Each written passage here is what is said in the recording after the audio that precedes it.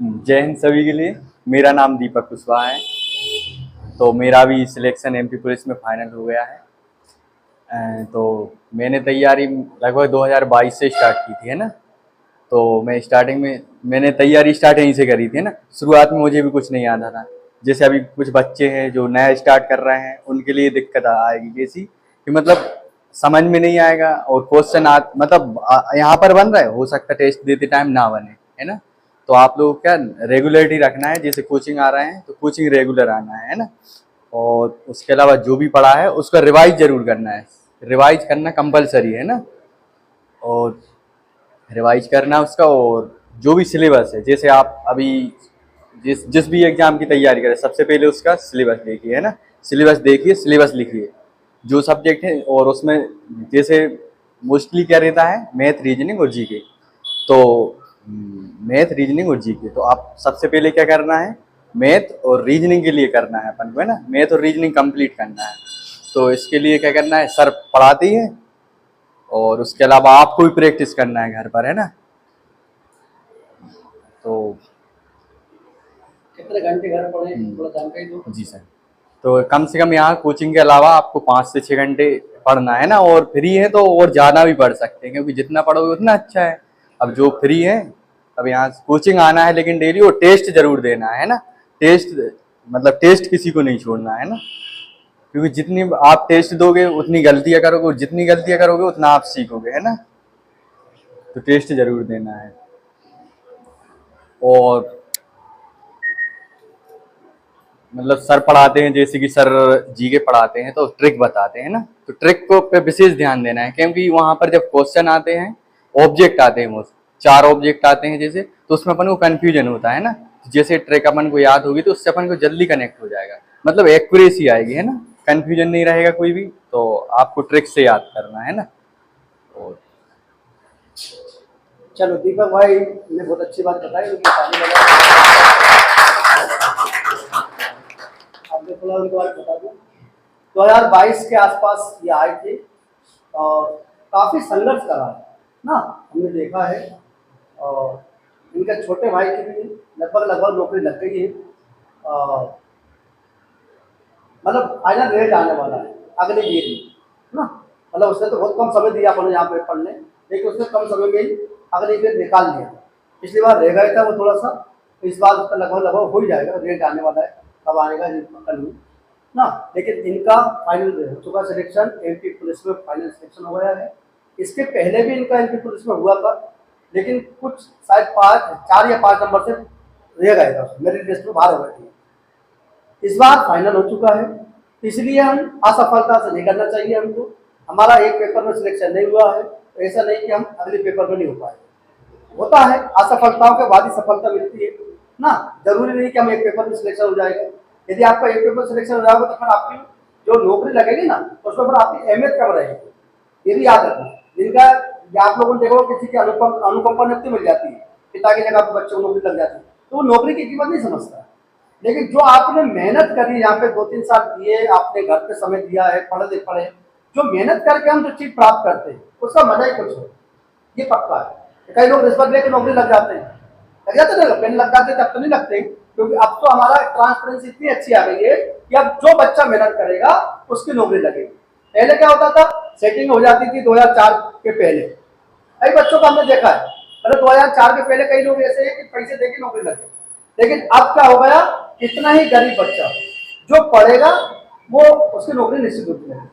और ये जो पढ़ाई हम करते हैं ये सबसे सस्ती पढ़ाई है मेरे हिसाब से, क्योंकि आजकल जो स्कूल कॉलेज में हमारी फीसें लग रही है, हम लाखों रुपए फीसों स्कूलों में भर रहा है, उसका सेंस हमें ना के बराबर मिलता है यहाँ पे। क्योंकि बच्चा जो पढ़ के आता है वहाँ पे जहाँ भूल भाल जाता है, तो भूल भाल जाता है, तो जहाँ पे नई चीजें उसको पढ़ना पड़ती है। बहुत सारी चीजें जो स्कूल में नहीं पढ़ाई जा रही, जहाँ पढ़ना पड़ता है, ठीक है ना। तो इसलिए मेरा कहना मतलब है कि आप यदि 2-3 साल मन लगाकर, तन मन धन से, धन तो ज्यादा चाहिए नहीं इसमें, 2,000 रुपए पुस्तक हो जाती है, फिर हर महीने 2 महीने लेते रहो करंट अफेयर, बाकी तो हम पढ़ा ही रहे आपको, हम तो सारी चीज पढ़ा ही रहे हैं, हम 12-13 सब्जेक्ट कवर करवा ही रहे हैं, आपको सब पता ही है। तो उसमें जितना भी पेपर में आता है, लगभग लगभग 80% पेपर में आपको नहीं क्लियर कर देता हूँ, मतलब 80% पढ़ा ही देता हूँ। 10-20% है कि वो कहीं नहीं पढ़ा पाता, कोई नहीं पढ़ा पाता। क्योंकि नए नए क्वेश्चन बन रहे हैं आजकल, ऑनलाइन पेपर होने लगे तब से नए नए क्वेश्चन ही बनने लगे, तो क्वेश्चन हमारे पकड़ में नहीं आ पाते, या किताबों में नहीं छप रहे हैं, कुछ चीजें हैं वो जो छपे वो किताब हमारे पास नहीं है। तो ऐसा नहीं है, मतलब कुल मिला के 80-90% अपनी सब्जेक्ट तैयार है। बाकी कुछ आप भी पढ़ो, ऑनलाइन पढ़ो, जहां आपको यूट्यूब चैनल जिससे अच्छा लग रहा है उससे पढ़ो, जो अच्छा पढ़ा रहा है उससे पढ़ो, लेकिन आपको पढ़ना है। कुल मिलाकर मेरा एक ही लक्ष्य है कि आप पढ़ो और आपको जहां से नौकरी लगे। पढ़ना है और ना बोलिए, पढ़ना है और रेगुलरिटी नहीं तोड़ना है ना, कंसिस्टेंसी रखना है ना, क्योंकि अगर रेगुलरिटी जब टूटती है तो जैसे मैंने भी अभी मतलब एमपी पुलिस का एग्जाम दिया, मेरे मार्क्स अच्छे थे सर 84, उसके बाद जब मैंने पढ़ाई छोड़ी तो जो मुझसे बन रहा था वो भी नहीं बन रहा था। सही बात। तो अभी मतलब फिर मुझे स्टार्ट करने में बहुत दिक्कत हुई अभी। तो पढ़ाई छोड़ना नहीं है, डेली पढ़ना है, कम पढ़ना है लेकिन डेली पढ़ना है ना।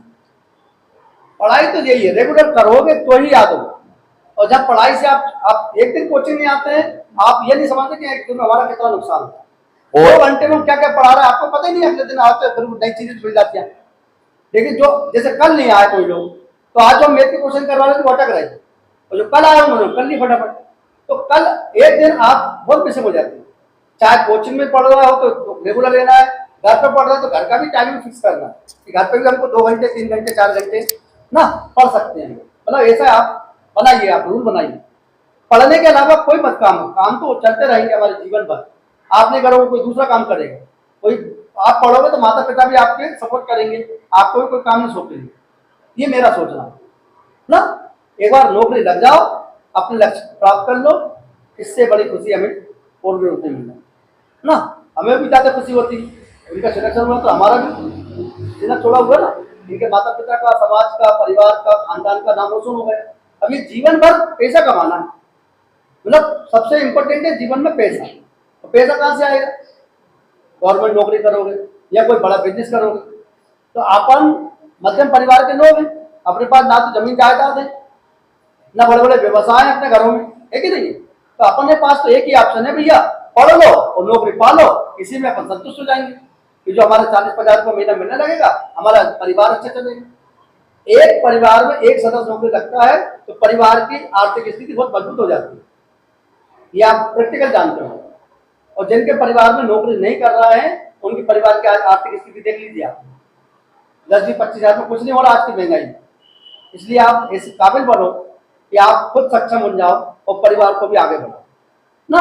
और गाइडलाइन बनो, दूसरों को भी सपोर्ट करो, दूसरा भी बच्चा पास हो, दूसरा भी आगे लगे। ऐसा नहीं कि हमारी यहाँ नौकरी लग गई दुनिया जाए बाहर में ना, ऐसा भी नहीं सोचना।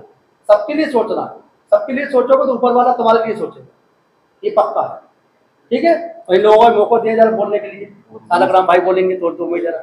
मेरा नाम सालकराम कुर्मी है। अभी मेरा असिस्टेंट लोको पायलट में CVT 1 क्लियर हुआ है। हालांकि मेरे MP कांस्टेबल में नंबर 72 थे, जिसमें मेरा नाम नहीं आया था। हालांकि मैंने रनिंग भी स्टार्ट कर दी थी और मेरा नाम आया ही नहीं था। तो मैंने 4-5 महीने रनिंग भी करी, उसके बाद जब वो रिजल्ट आया तो मेरा नाम ही नहीं था उसमें, ना 87% में था और ना 13% में था। तो फिर वहाँ से निराशा मिली मुझे, फिर मैंने इसमें लोको पायलट में लग गया था। लगभग मैंने 6 या 7 महीने करी होगी तैयारी। फिर उसके बाद ये CVT 1 का एग्ज़ाम दिया था, जिसमें मैंने 51 अटेम्प्ट करे थे क्वेश्चन, और उसमें से मेरे 49 सही थे, 2 क्वेश्चन रॉन्ग हुए थे। जिसके बाद उसमें नॉर्मलाइजेशन हुआ और 100% जब उसकी वैल्यू बनाई गई तो मेरे हो गए 70 नंबर, यानी 70 नंबर 100 में से। तो जबकि उसमें कट ऑफ गया था 46 के समथिंग, जो मेरा जोन है ना बेंगलोर जोन, तो उसमें 47 के समथिंग है और उसमें मेरे 70 नंबर हो रहे हैं अभी। अब CVT 2 है 4 दिन बाद, 19 तारीख के दिन, तो उसी में लगे हैं। सर ने मुझे बुलाया, उस टाइम पे मैं लाइब्रेरी में था, तो मैंने कहा ठीक है सर मैं आता हूँ।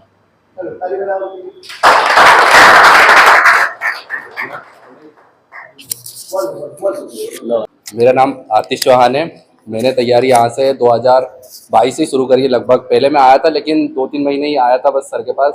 उसके बाद फिर मैंने कोरोना आ गया था इसीलिए बीच में। और पहले मैंने आर्मी की तैयारी करी थी, तो उसमें मेरा फाइनल मेरिट लिस्ट से बाहर हो गया था। मैं पहले मैंने रनिंग निकाली थी और उसके बाद फिर मेडिकल वगैरह सब क्लियर हुआ था आर्मी में, और मैं मेडिकल उसमें फाइनल लिस्ट से बाहर हो गया था। फिर मैंने तैयारी शुरू करी फिर से वापस, और फिर मैंने बर्मा सर के यहाँ कोचिंग ज्वाइन करी थी। तो उसके बाद फिर मैंने LP आ गया था, तो LP मैंने CVT 1 क्लियर किया, जिसमें मेरे 36 नंबर बने थे और फाइनल होके उसका जब स्कोर कार्ड आया तो उसमें मेरे 47 हो गए थे और मेरे जोन की कट ऑफ गई थी 44, इसलिए मेरा नाम आ गया था उस पर। और यही कहूँगा कि सब तैयारी करते रहें और तैयारी कभी ना छोड़ें। तैयारी करने वालों का ही साथ देती है किस्मत, बिना तैयारी करने वालों का साथ नहीं देती है किस्मत। बाकी प्रॉब्लम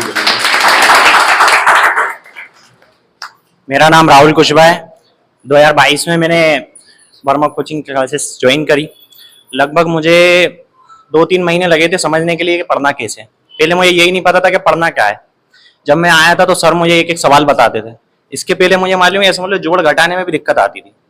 आज 2024 का टाइम है, फर्स्ट एग्जाम क्वालिफाई करके बैठा हूँ CBT 1 का। अब CBT 2 की मैंने तैयारी की है। 19 तारीख को मेरा पेपर है मुंबई में। अब ज़्यादा टाइम तो है नहीं है फिलहाल, लेकिन उसके लिए प्रिपेयर लगा हुआ हूँ। और बाकी तुम रेगुलरिटी बनाए रखना और छोड़ना नहीं कुछ भी, लगातार करते ही रहना तैयारी। ऐसा नहीं कि मालूम है अपन ने 3-4 चैप्टर लगाए इसके बाद सोचा कि नहीं यही सब कुछ है, ऐसा नहीं है। आगे चल के 20 एक चैप्टर और लगाने अपन को। 20 एक चैप्टर मतलब कि मैथ्स के लगभग जो भी नहीं आते हैं। ऐसा नहीं टिग्नोमेट्री छोड़ना है, तो सब कुछ करना है अपन।